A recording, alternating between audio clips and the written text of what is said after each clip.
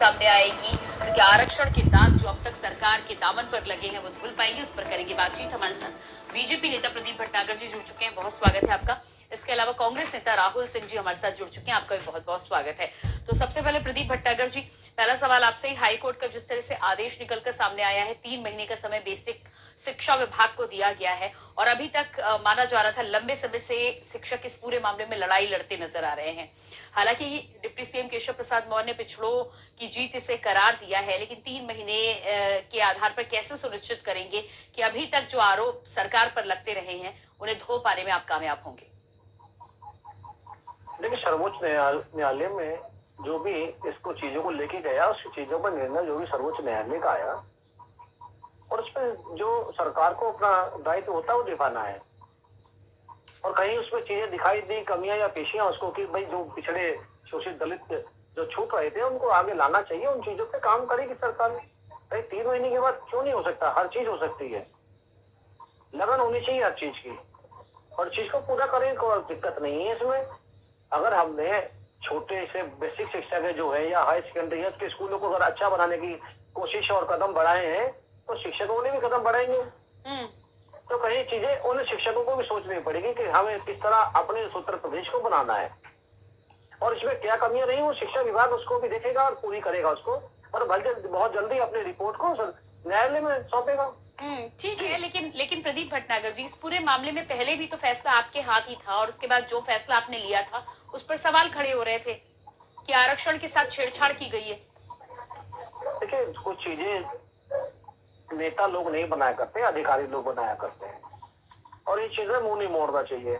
सरकार किसी भी प्रदेश की हो चाहे देश की हो, नेतागण उस चीजों पे फोकस करते हैं और विकास कार्य को देखते हैं, मगर जो अधिकारी बैठे हैं और खासतौर उस डिपार्टमेंट के अधिकारी को योजनाएं बनानी होती है उस पर ध्यान दिया जाता है और उन चीजों में कमियां हैं ठीक करनी है, जो आवश्यकता है और कर रही है सरकार उसमें। नहीं, लेकिन अगर आपकी सरकार में आपके अधिकारी आरक्षण के नियमों के साथ, आरक्षण के परसेंटेज के साथ छेड़छाड़ करते हैं तो उस पर जवाबदेही आपकी बनती है और इसीलिए जवाब मांगा जा रहा था, जिस पर अब कोर्ट का फैसला है। राहुल सिंह जी तो आया हूं मैं। हाँ, राहुल सिंह जी आती हूँ, प्रदीप जी आपके पास आती हूँ। राहुल सिंह जी, इस पूरे मामले में अब जिस तरह से हाईकोर्ट का फैसला आया है और सपा सुप्रीमो पैनी निगाह रखने की बात भी कर रहे हैं, क्या लगता है आपको कि अभी तक जो आरक्षण को लेकर सवाल और आरोप लगाए जा रहे थे, अब ये 3 महीने के बाद जो नई सूची आएगी वो संतुष्ट कर पाएगी लोगों को? जी, आपके दर्शकों को, सारे दोस्तों को मैं नमस्कार जी। देखिए, कोर्ट का डिसीजन 600 दिन के धरने के बाद आया है तो सरकार ने इनकी बात नहीं सुनी। हजारों पोस्ट जो रिजर्व थे, जो SC/ST और दलितों की रिजर्व थे, उनको जनरल कास्ट को दे दिया गया। और मैं ये कह रहा हूँ कि क्या फ्री में दे दिया गया? मोटिवेशन से कि पैसे लेके भर्ती किए गए? भाई साहब कह रहे हैं कि भैया कह रहे हैं कि सरकार के जो सरकारी ऑफिसर हैं उन्होंने गलती की है। आपको भी पता है भैया कि बिना मंत्री लोगों के मिले हुए सरकारी ऑफिसर क्या कर लेंगे? थर कांपते हैं मंत्रियों से। तो ऑर्डर तो ऊपर से ही आया है। प्रदीप जी जवाब दीजिएगा इस पर। और सीएम योगी जी के साइट पे जो एक ऐसे एक सेकंड, और ये सरकार समाजवादी पार्टी की नहीं है भैया, अधिकारियों को काम करेगा, थर कांपेंगे आप। क्या ठीक है, सुनिए, 600 दिन धरना प्रदर्शन के बाद आप क्या शब्द यूज करते हैं? थोड़ा सा गणना कीजिए। हो सकता है शायद आपके घर में कोई सरकारी नौकरी पे ना हो, मेरे घर में बहुत सारी सरकारी नौकरी है। 600 दिन का मेरे घर में बहुत सारी सरकारी नौकरी पे है। थर कांपने की बात बोलिए ना, आप अधिकारियों को धमकाना चाहते हैं बोल के। अभियुक्तों के लिए आपने कुछ नहीं किया। पहली बार उत्तर प्रदेश में कोई सरकार आई है जो कानून व्यवस्था, लॉ एंड ऑर्डर को लेकर कानून व्यवस्था है, प्रशासन काम कर रहा है। मैं कह रहा हूँ ये समाजवादी पार्टी सरकार नहीं है जो सरकारी अधिकारी को रखेंगे। आपने नाम भारतीय जनता पार्टी है, होटल वालों को बोला था। बता रहा हूँ आपको, जो आपने बात करी अभी, आपने कहा शोषित दलितों को श्रीनगर किसी और को दे दिया। आप मुझे पता है कि कांग्रेस और समाजवादी पार्टी मिलकर उत्तर प्रदेश में संविधान को अंदर जहर बोलना चाहती है। अरे भैया, कामयाब नहीं हुए दोस्त। रिजर्व सीट क्यों बेच दी? अगर मिस्टेक है उसको ठीक करेंगे, बाकी भी ठीक करेंगे। रिजर्वेशन अगर आप इल्जाम लगाए बैठ के क्यों छीना गया? आप लोगों को जहर खोलने नहीं देंगे। लोगों का समाजवादी पार्टी और कांग्रेस को जहर खोलने नहीं देंगे। चलिए जो देश में विभाजन का जो प्रदीप जी, होता राहुल है, जी आती हूँ आपके पास। डॉक्टर अक्षिता चौधरी शिक्षा में जुड़ी हुई है, मैं आती हूँ प्रदीप जी। प्रदीप जी, लेकिन आपके फैसले पर कोर्ट का फैसला आया है, इसका मतलब है कि कहीं ना कहीं कोई खामी तो थी जिसको देखना। आप 3 महीने का समय दिया है, आप दूर कर दे तो बहुत अच्छी बात है, क्योंकि लंबे समय से 2 साल से अधिक हो गया है और सड़कों पर लगातार आंदोलन हो रहे थे, उनकी आवाज नहीं सुनी जा रही थी। अक्षिता चौधरी जी हमारे साथ बनी हुई है। डॉक्टर अक्षिता चौधरी जी, सबसे पहले तो बहुत स्वागत है आपका। हाई कोर्ट का ये जो फैसला आया है, इस पर आप क्या कहना चाहती हैं, और क्या लगता है कि 3 महीने का ये जो समय दिया गया है, 2 साल 2.5 साल से जो लगातार आंदोलन चल रहा है, जो तपस्या चल रही है, क्या वो अब पूरी हुई? मैं शिक्षाविद हूँ, तो मैं ये कहना चाहूंगी कि शिक्षा बहुत ही नोबल प्रोफेशन है, लेकिन इस प्रोफेशन को इतना जोड़ मरोड़ दिया है, इतना परेशान कर लिया शिक्षकों को। ये शिक्षक जो इतने परेशान है, इतनी ज्यादा आपने इनको इतनी परेशानी में ला दिया, आप खुद इन चीजों का जवाब देना पड़ेगा सरकार को कि वो ये बताए कि ये शिक्षक जब मतलब बच्चों को शिक्षा देंगे तो किस प्रकार की, किस हाल में शिक्षा दे पाएंगे। और हालांकि आपने पूछा जैसे कि ये हाईकोर्ट का फैसला आया है, तो मैं इस फैसले की बहुत ज्यादा मतलब बहुत खुश हूँ, मैं बहुत उत्साहित हूँ, बहुत अभिनंदन है इस फैसले का। बट बहुत समय लगा इसमें, बहुत जल्दी इसको आ जाना चाहिए था, पहली बात। और दूसरी बात ये कि मैं जो 3 महीने का समय हाईकोर्ट के द्वारा दिया गया है, इसमें मेरी दरख्वास्त है कि ऐसे शिक्षकों को चुनिए सरकार। ये शिक्षक जो है वो आपके देश का भविष्य बना के देंगे आपको। आप अगर यहीं पर आप ऐसे शिक्षक जोड़ देंगे व्यवस्था से, जो शिक्षक इस बेहतरीन भविष्य बनाने के काबिल नहीं है, क्योंकि ये तो बिल्कुल सही बात है कि आपने आरक्षण के साथ जो है छेड़छाड़ की है, आपने जो है वो व्यवस्था में जिन लोगों को संविधान में बताया गया आरक्षण के बारे में, उस आरक्षण को आपने फॉलो नहीं किया, तो ये तो बहुत बड़ी खामी है आपकी व्यवस्था की। अब इस व्यवस्था को जो है वो आप किस तरीके से आगे मैनेज करेंगे? ये तो फिर ये शिक्षक बच्चों को इस तरीके की शिक्षा देंगे या मैनेज करेंगे? क्योंकि जैसे आपने अभी सर ने मुझे बोला, मैं सुन रही थी कि ये जो भर्ती किए होंगे जनरल कैटेगरी से भी, वो भी फ्री में तो नहीं किए होंगे, उनका भी कुछ ना कुछ लेन देन हुआ होगा या किसी तरीके से उनको भी व्यवस्था में शामिल। अब जो शिक्षक इस तरीके से व्यवस्था में आ रहा है, वो अपने विद्यार्थियों को क्या शिक्षा देगा? जी बिल्कुल। प्रदीप जी, इस पर जवाब दीजिएगा आप। डॉक्टर अक्षिता जी ने जो सवाल किया है, प्रदीप जी फोन को अनम्यूट कीजिएगा, आपकी आवाज हम तक नहीं पहुंच पा रही। देखिए, अभी मैं सुन रहा था ना कि अभी लेन देन की बात कर, देखो तथ्यों तो बोलना चाहिए, मुंह जवानी नहीं बोलना चाहिए। देश सुन रहा है, तथ्यों पे शब्द अगर अच्छे लगते हैं। रही तत्व की बात, देखिए उसमें मैं अभी देख रहा था, मैं चीजों में कई खामियां थी, उस चीज को किया गया है और वो शिक्षक नौकरी कर भी रहे हैं, शायद ये भी इन्हें पता होगा। और जिन चीजों को नौकरी पूरी नहीं मिल पाई, वो कोर्ट गए, उसको लेके उन्होंने कमियां देखी, उस चीजों पे काम सरकार को कहा। अभी आपने देखो कुछ दिन पहले सरकार ने एक चीज निकाला कि पद आपने कैसे बेच दिए? आपने बेचा नहीं, फ्री में दे दिया, क्यों दे दिया? जब रिजर्व कांग्रेस सरकार थोड़ी ना है तो दलाली करेगी सरकार है, कांग्रेस का काम 70 साल दलाली का काम है, दलाली का काम यहाँ नहीं है भैया। आप गलत जगह घटा रहे हैं आप। नहीं, आप देश को ना बांटे, देश को ना बांटे, बीच में ना बोले प्लीज। देखिए, सम्मानित आप प्रवक्ता बने और मैं आपको सुन रहा हूँ, और आपको बोलना मैं चुप हो जाऊंगा। मैं ये आप सुन लीजिए पहले, आप चुप नहीं, मुझे बोलने दीजिए पहले, मैं सुनना नहीं है मुझे, सुनने के लिए नहीं आया किसी की मैं यहाँ पे, आपके सुनने के लिए नहीं आया मैं किसी की। लेकिन प्रदीप जी, आरक्षण में गड़बड़ी हुई, ये बात तो आप मान रहे हैं ना? सुनने के लिए नहीं आया किसी की मैं, 21-22 में अपनी बात रखने के लिए आया, सुन लीजिए। 386 हो गए। ये लाख स्कूल बंद क्यों कर दिया आपने? ये 1 लाख स्कूल 10 साल में बताते हैं कि गुड लिस्नर होना चाहिए। 1 लाख सरकारी स्कूल कम कैसे हो गए? 10 साल में बढ़ने चाहिए तो सरकारी स्कूल ये कम कैसे हो गए? आपने सरकारी स्कूल थोड़ा सा 2-4 मेरे सवाल का जवाब दे देंगे आप? जी बताइए। जी बिल्कुल। जब देश आजाद हुआ था 25 साल की बात करेंगे।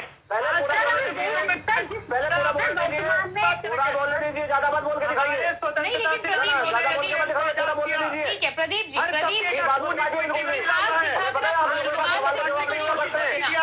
सवाल कर रहे हैं। राहुल जी 1 मिनट दीजिएगा, प्रदीप जी 1 मिनट दीजिएगा। रविंद्र प्रताप सिंह जी हमारे साथ सपा प्रवक्ता भी जुड़ चुके हैं, मैं आती हूँ आपके पास में। राहुल जी मौका दीजिए, राहुल जी आगे बढ़ाने के लिए, राहुल जी मौका दीजिए। अरे 1 मिनट मौका दीजिए, शामिल करना मुझे। तैयार नहीं है। प्रदीप जी, अनुरोध करूंगी वॉल्यूम जरा डाउन किया जाए। रविंद्र प्रताप सिंह जी हमारे साथ सफल प्रवक्ता जुड़ चुके हैं। राहुल जी दूसरों को भी शामिल होने का मौका दीजिए, उन्हें भी अपने विचार रखने दीजिए। मैं आती हूँ आपके पास। 1947 की बात कर रहे हैं। अरे राहुल जी, शिक्षक भर्ती की आप बात कर रहे हैं, शिक्षा की बात कर रहे हैं, फिर इस तरह का व्यवहार। कॉलेज है, वॉल्यूम टेक्निकल टीम से अनुरोध करूंगी वॉल्यूम जरा डाउन कीजिएगा। मुझे रविंद्र जी के पास पहले जाना है। रविंद्र जी स्वागत है आपका। जिस तरह से 69 शिक्षक भर्ती मामले में फैसला आ चुका है, सपा सुप्रीमो अखिलेश यादव ने अभ्यर्थियों के साथ होने की बात भी की, पैनी नजर की यहाँ पर बात भी की है, लेकिन अभी तक जो आरोप लग रहे थे, क्या लग रहा था कि 3 महीने की अब जो लिस्ट आएगी उसमें आपकी शिकायत दूर हो पाएगी? प्रियंका जी, पहले तो समस्या समझिए जी। जो वर्तमान स्ट्रेंथ है और जितने स्कूल है, इन्होंने लगभग 24,000 स्कूल कम किए हैं जूनियर और बेसिक के, उसमें 1,50,000 शिक्षकों की तुरंत आवश्यकता है। मतलब 1,50,000 शिक्षक नहीं है तो बच्चे नहीं पढ़ रहे हैं, कोई खाना बना रहा है, कोई पोछा लगा रहा है जी। ये सबसे बड़ी समस्या है। हमारे स्कूल भावी भविष्य की, जो भारत के वर्तमान और भविष्य के भारत का निर्माण करेंगे, उस क्रम में ये फैसला जो आया माननीय उच्चतम न्यायालय हाई कोर्ट का, वो बाबा साहब अम्बेडकर ने जो संविधान लिखा था उसकी विजय है मूल रूप से। दूसरी विजय है उन शिक्षकों के मनोबल की, उनके परिवार की, जो 5 साल से लगातार संघर्ष कर रहे थे इन लोगों से। सामान्य सरकार नहीं है ये, इसे तो बड़े बड़े नेता संघर्ष नहीं कर पा रहे हैं, लेकिन वो बच्चे, वो परिवार जो 5 साल से संघर्ष कर रहे थे, 640 दिन का आंदोलन, 300 दिन का भूख हड़ताल और 7 बच्चों ने आत्महत्या की, उसके भी अपराधी है सरकार। उनको, उनके साथ समाजवादी पड़ी है, पार्टी खड़ी है, इस आदेश का स्वागत करती है, उन बच्चों के भविष्य की शुभकामनाएं देती है। वो बच्चे जो अब दुनिया में नहीं रहे, उनके परिवार के साथ मजबूती से खड़ी है और मांग करती है कि उन बच्चों के परिवार के लिए भी सरकार कुछ करे। अब आता है, 3 मंत्री थे, केशव देव मौर्य, आदरणीय खन्ना जी और संदीप सिंह, इन्होंने कहा था जैसे आदेश आएगा हम लागू कर देंगे। माननीय उच्चतम न्यायालय ने 3 महीने का समय दिया है। अगर आप अपनी बात पे अडिग हैं तो आप तुरंत लागू करिए। अगर तुरंत नहीं लागू करते हैं तो आपके ऊपर हमेशा प्रश्न चिन्ह बना रहता है कि आप एक नया केस लेके हाई कोर्ट में या सुप्रीम कोर्ट में चले जाए। तो मुझे लगता है कि इस प्राविधान को जो आदेश दिया गया है, जी कह रहे हैं कि इस आदेश को मानेंगे। अगर आपने पहले कहा था तो आपको तुरंत जारी करना चाहिए, और कहीं ऐसा तो नहीं कि अब सुप्रीम कोर्ट का दरवाजा आप खटखटाने चल देंगे? देखिए ऐसा है, जाने वाला जाएगा, सर्वोच्च न्यायालय आदमी जाता ही है, और न्यायालय तब जाता है जब संतुष्ट नहीं सरकार से होता है या किसी चीज से नहीं होता है। तो न्यायालय का काम है संतुष्टि करना, चाहे सरकार की तरफ से हो कैसे भी। नहीं तो एक तरफ तो आप कह रहे हैं कि आपके अधिकारियों की गलती है, अब जब हाई कोर्ट का फैसला आया है तो सुप्रीम कोर्ट की तरफ देखने की आपको क्या जरूरत है? देखिए गलती मैं ठहराने वाला कौन होता हूँ, इसकी जांच होगी और जांच में जो अधिकारी पाएगा करना पड़ेगा। मैं थोड़ा सा पढ़ रहा था मैं कि इसमें जो रविंद्र प्रताप जी इसका जवाब दीजिएगा। 2 साल से तो आंदोलन ही चल रहा है, क्या अभी जांच के लिए और लंबा समय बाकी है? अगर अधिकारियों को इनको सस्पेंड करना है तो मुख्यमंत्री जी ने आदेश दिया था 23 दिसंबर 2021 को कि 28 दिसंबर तक सूची को जारी कर दिया जाए। उन अधिकारियों ने शातिरपना किया, अपने मुख्यमंत्री का पालन नहीं किया, या मुख्यमंत्री का संरक्षण प्राप्त था। अगले साल में मतलब 2022 में 5 जनवरी को सूची जारी करते हैं 68,000 शिक्षकों की, जो घपला हुआ था, और 9 तारीख से आचार संहिता लग जाती है। मतलब ये भी बहुत बड़ी कुटिल चाल। आप घपला किसे कहते हैं? आचार संहिता लग गई कहते हैं आप तो कुछ भी नहीं कर सकते। क्या आप शब्द यूज मैं घपला बता रहा हूँ, चलिए सुन लीजिए, आपने पूछा घपला बता रहा हूँ। ओबीसी को 27% आरक्षण मिलना चाहिए था, उसके बरक्स 3.26% आरक्षण मिला। एससी को मिलना चाहिए था 21% आरक्षण, उसके बरक्स 16.6% आरक्षण मिला। दिव्यांगजनों के साथ घोटाला किया इन्होंने। दिव्यांगजन को 3% आरक्षण मिलना चाहिए था, मिला 1%। यही घोटाला है। मैं बोलूं ये घोटाला है, माननीय हाई कोर्ट के रिकॉर्ड में है। ये तो वो लोग बोल रहे हैं, होगा माननीय हाई कोर्ट के रिकॉर्ड में घोटाला। वो लोग बोल रहे हैं जिन्होंने अपनी सरकार में 3 बार कार्यकाल में जो पहले से 5वीं तक के स्कूल होता है उसको साल का 5,000 रुपये मेंटेनेंस दिया करते थे। सुन लीजिए सर, मैंने आपको सुना, सॉरी हाई कोर्ट के निर्णय पे बोलिए। मैं सुन लिया, हाँ मैं सुन लिया, मैं सुन लिया, कितनी बार रिपीट करेंगे सर, मैं पूरा कर लूंगा, एक बार मुझे बोले दीजिए। ये तो वो बोल रहे हैं जिन्होंने पूरे 5 साल रह गए शिक्षा भर्ती नहीं करी, ये वो लोग बोल रहे हैं जिन्होंने कभी स्कूल में ध्यान नहीं दिया, ये वो लोग बोल रहे हैं कि साल में एक बार 5,000 रुपए मेंटेनेंस के पैसे दिया करते थे, ये वो बोल रहे हैं। तो बोलना उसको अच्छा लगता है कि उन्होंने शिक्षा के प्रति काम किया हो, ये वो लोग बोल रहे हैं उन्होंने नकल बंद करा दी। अगर आप लोगों को बोलना है तो मैं चुप बैठ जाता हूँ, जिन्होंने अगर मुझे आप नहीं बोलने कर दिए तो मैं बैठ जाता हूँ आराम से। सीखना है तो ऐसा नहीं चलेगा, ऐसा नहीं चलेगा, मैं नहीं बोल पाऊंगा। मैं शांति से आपको सुना ना, मैंने जरूरत नहीं, शांति से आपको सुना, आप थोड़ा सुनिए, धैर्य रखिए। आप बता दूं आपको, टेप नहीं करेंगे, मैं चुप। अखिलेश यादव वो है जिन्होंने कभी शिक्षा का काम नहीं करा, बच्चों के साथ शिक्षा मंत्री बनाया ऐसा तो कुछ करेंगे। तो ये शिक्षा की जो बात कर रहे हैं, जो भर्तियां हो रहा है, ये भर्तियां भी तो सपा के जाते जाते ही निकाली गई साथ में, अब साथ में क्यों नहीं बोले देंगे, दोनों मिलकर नहीं बोल देंगे, देश के बंटवारा करना चाहते हैं ना। प्रदीप भटनागर जी, आप जब सवाल उठा रहे हैं तो ये भर्तियां भी तो सपा के समय में निकाली गई।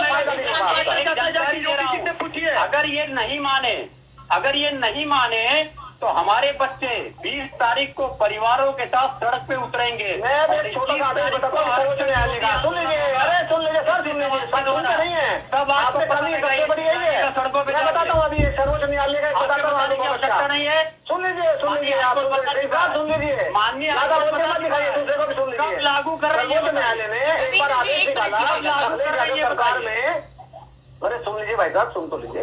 अखिलेश यादव सरकार में आदेश निकाला सर्वोच्च न्यायालय ने, हाई कोर्ट ने, कि भाई जो शिक्षा की जो उत्तर प्रदेश में हालात और हाल खराब है, पढ़ाने के लिए टीचर नहीं है, बैठने के लिए दरी नहीं है, लाइट नहीं है, पंखा नहीं है, क्यों ना आप अपने बच्चों को सरकारी स्कूल में भेजें, अधिकारी को बोले कि अपने स्कूल में पढ़ाएंगे आप। तो अखिलेश जी गायब होगा, 10 दिन आवाज ही नहीं आई और आज तक उसका अमल नहीं हुआ। अगर पिछली सरकार अगर आदेश कर, प्रदीप जी कौन सा गायब उलट उत्तर प्रदेश में नजर आ रहा है? अक्षता जी इस पर जवाब दीजिएगा। ऐसा कौन सा 360 डिग्री आपने परिवर्तन कर दिया जो आप सवाल उठा रहे हैं? अक्षता जी आप इस पर जवाब दीजिएगा। राहुल जी आपके पास क्या है कि राजनीति करके लोगों ने अपने काम को पूरा करना चाहते हैं। देखिए एक एक करके प्रदीप जी, राहुल जी एक एक करके, अक्षता जी आप पहले जवाब दीजिए इस पर। सर हम शिक्षक हैं और एक शिक्षक किस तरीके से अपने दल को जाके कर रही हैं, तो सबने विरोध करा। सर एक बात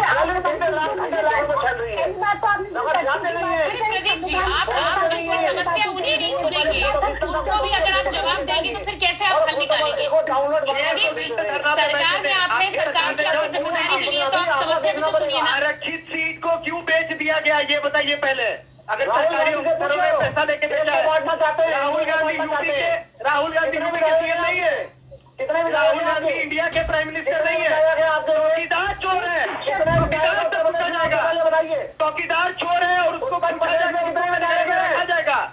अरे महंत और सुनिए, महंत और पीएम बनाएगी भाजपा पार्टी, यही हाल होगा देश का, यही हाल होगा देश का। उत्तर प्रदेश में जो महंत सोच रहा है कि आरक्षण की आग पे चल रहा है भारत, बनता जाएगा तो जरूर बेचेगा, वही कर रहे हैं। आपको पता है, अरे आपको शर्म है? सुप्रीम कोर्ट ने अभी लताड़ लगाया था, उत्तर प्रदेश सुप्रीम कोर्ट ने लताड़ लगाया, आपको शर्म है? आप क्या जीके से पूछिए, जाके अपने योगी जी से पूछिए, जाके योगी जी से पूछिए पहले। अच्छा ठीक है राहुल जी प्रदीप जी जिसकी समस्या उसे भी तो सुन लीजिए। राजनीति तो होती रहेगी। राहुल जी आप सुनने को तैयार है, आप भी सुनने को तैयार है। प्रदीप जी एक मिनट, आप भी शांत होइए। राहुल जी शांत होइए, राहुल जी शांत होइए, आवाज डाउन कीजिएगा प्लीज। जिसकी समस्या है उसे भी तो सुन लीजिए ना, आपको तो मौका मिलेगा अपनी राजनीतिक रोटियां सेकने का। अक्षता जी अपनी बात पूरी रखिए। बिल्कुल, मैं ये कहना चाह रही हूँ, हम शिक्षक है सर, शिक्षकों के दर्द को समझिए। एक शिक्षक जो है वो कितनी मेहनत करता है इस पोजीशन पर, इस पद पर या शिक्षक बनने के लिए। ऐसे ही सर घर बैठे शिक्षक या पैसे लेके शिक्षक नहीं बना जाता। शिक्षक बनने के लिए मेहनत करनी पड़ती है। और आरक्षण हमारा संवैधानिक अधिकार है सर, हम आरक्षण हमारा अधिकार है। हम कोई झूठ नहीं मांग रहे सर, हम अपना अधिकार मांग रहे हैं। आप हमारा अधिकार थोड़ी ना लेंगे सर। अधिकार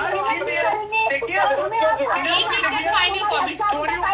ठीक है अक्षता जी, समय दीजिएगा। अक्षता जी समय दीजिएगा, एक एक कर final comment. Pradeep ji final comment दीजिएगा।